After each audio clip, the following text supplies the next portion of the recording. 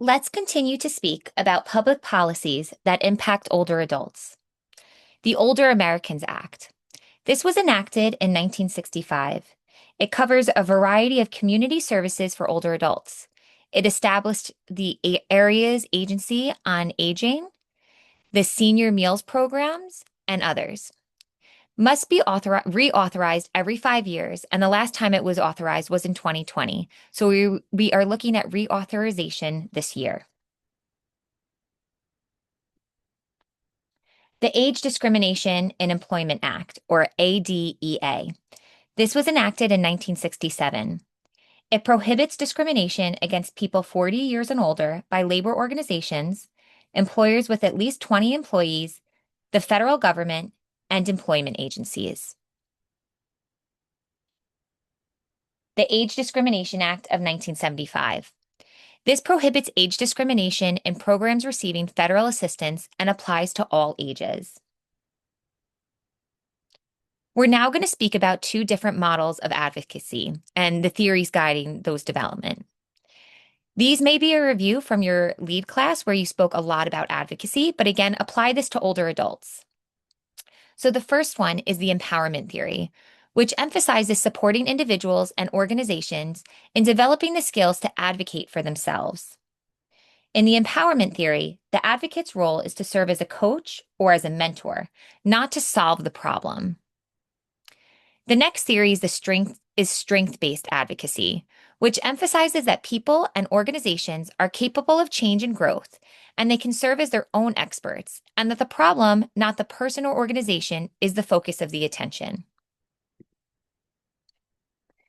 I really like this graphic because I think it shows how widespread the network is for when you're thinking about who you're advocating for and who it impacts.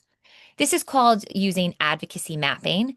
And so you're incorporating considerations of necessary conditions. So whatever you're looking at is inputs and competencies, things to do. So what activities you're thinking about, near-term outcomes, long-term outcomes, and the impact of the change that you're trying to make.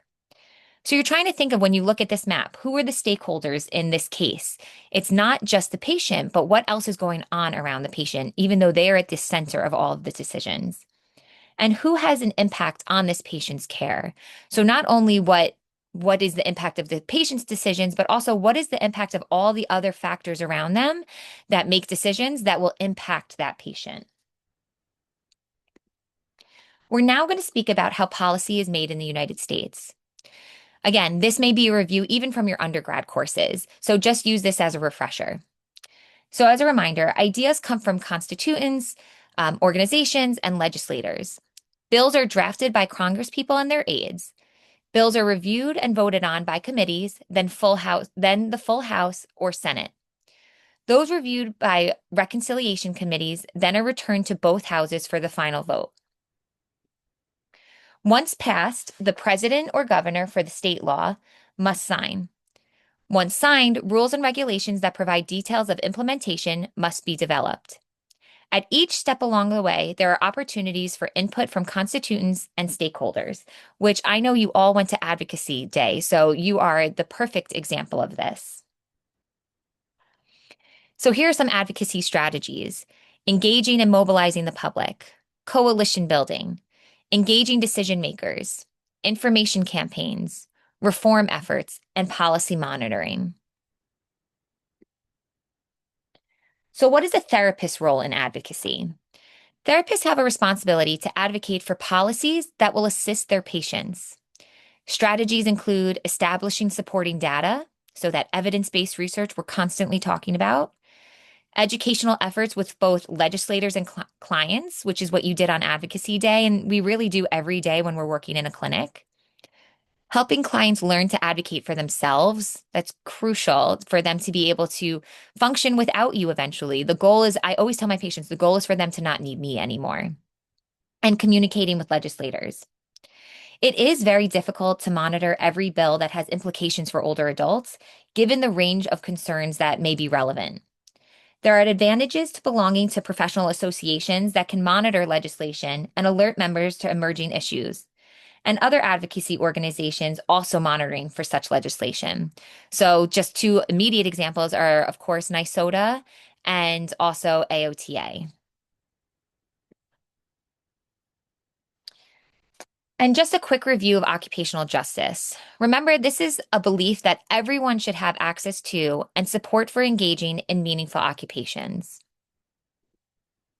So think back to Joe that we did a few videos ago.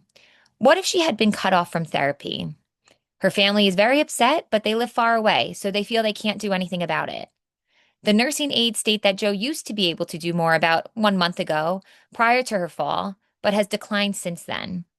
So, my questions that I want you to think about are how can you, as the OT, advocate for services for Joe?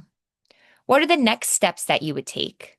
Take some time now after this video and think about brainstorming about what you could do for Joe as an advocate and what are the steps that you would take.